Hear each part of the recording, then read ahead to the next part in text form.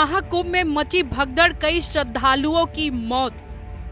भगदड़ के बीच फरहान आलम ने क्या किया, सुनकर सीएम योगी भी चौंक जाएंगे। पता नहीं किसकी नजर लगी महाकुंभ को कि मौनी अमावस्या के दिन अमृत स्नान को लेकर भगदड़ मच गई। इस भगदड़ में श्रद्धालु 1-2 रुपए के ऊपर गिरते चले गए, जिसकी वजह से कई लोगों की मौत भी हो गई। लेकिन इसी बीच फरहान आलम मसीहा की तरह आए और कई लोगों की जान बचा ली, जिसको लेकर हर तरफ उनकी चर्चा हो रही है। तो चलिए, क्या है पूरी कहानी, बताते हैं विस्तार से। नमस्कार, आप देख रहे हैं जनतंत्र टीवी। मैं हूं आपके साथ पल्लवी सिंह। अगर मैंने किसी की जान बचाई तो ये मेरा कर्तव्य था, यह मानव सेवा है।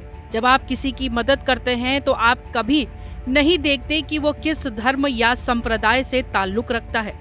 इतना ही नहीं, धर्म ने ये भी सिखाया है कि दुनिया में सबसे कीमती चीज इंसान की जान है।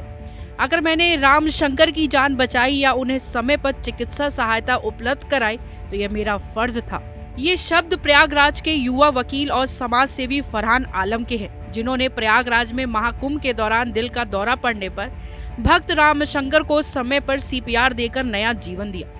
पिछले हफ्ते की इस घटना का खुलासा तब हुआ जब सोशल मीडिया पर एक वीडियो वायरल हुआ, जिसमें फरहान आलम एक व्यक्ति के सीने पर दिल के पास दोनों हाथों से दबाव बनाते नजर आ रहे थे। इस प्रक्रिया के जरिए यह उसके दिल की धड़कन बहाल करने की कोशिश थी। वीडियो में उस व्यक्ति की पत्नी और बच्चे को रोते हुए देखा जा सकता है। बाद में पता चला कि फरहान आलम ही वह व्यक्ति है जिसने महाकुंभ में आए श्रद्धालु रामशंकर की जान बचाई। फरहान आलम कहते हैं कि मेरे लिए ये कोई असामान्य बात नहीं है, ये मेरी जिम्मेदारी का हिस्सा है जिसे मैंने बखूबी निभाया। सबसे बड़ी बात ये है कि मैंने सीपीआर के जरिए कोशिश की, अल्लाह ने इसे कामयाब बनाया। इस घटना के बारे में फरहान आलम कहते हैं कि मैं रेलवे स्टेशन पर तैनात था। मेरे एक साथी मोहम्मद अरशद ने वॉकी टॉकी पर एक श्रद्धालु की हालत बताई तो मैं चंद मिनट में वहां पहुंच गया। उस समय वह पूरी तरह से बेहोश था, उसकी सांसें रुक गई थी। मैंने सीपीआर प्रक्रिया शुरू की।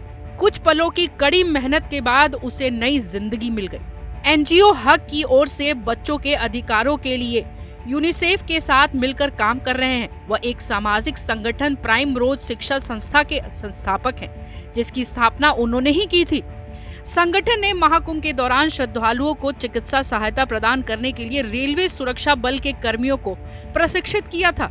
लेकिन यह चुनौती खुद फरहान आलम के सामने आई। वे कहते हैं कि यह चुनौती थी, हिम्मत के साथ प्रयास करो, बाकी सब अल्लाह की मर्जी। फरहान ने बताया कि महाकुंभ मेले से पहले आरपीएफ इंस्पेक्टर शिव कुमार सिंह के नेतृत्व में जवानों के लिए एक ट्रेनिंग कैंप का आयोजन किया गया था। जवानों को बताया कि सीपीआर कैसे दिया जाता है, इसे करने का सही तरीका क्या है। महाकुंभ मेला हिंदुओं की आस्था का केंद्र है, लेकिन हम सभी इसका सम्मान करते हैं। प्रयागराज के निवासी कुंभ मेले में हर तरफ की जिम्मेदारी निभाने के लिए तैयार है। श्रद्धालु हमारे मेहमान हैं, यह हमारी जिम्मेदारी और कर्तव्य है। कुंभ मेले से लौटने तक उनकी सुरक्षा की जाएगी। मेरा मानना है कि भाईचारे और सांप्रदायिक सौहार्द का महाकुंभ है।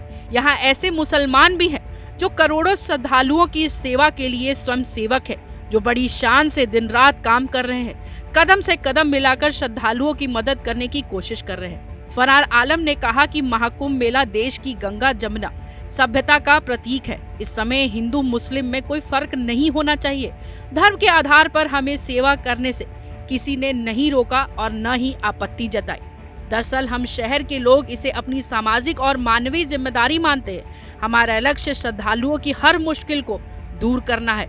हम इसी भावना से काम करते हैं। स्वयं सेवक का कोई धर्म नहीं होता, बस मानवीय सेवा होनी चाहिए। फरहान आलम ने रामशंकर के ठीक होने के बाद प्रयागराज के अस्पताल में उनसे मुलाकात भी की। उनके चेहरे पर नई जिंदगी की खुशी देखकर उन्हें धन्यवाद देने वालों का तांता लग रहा है।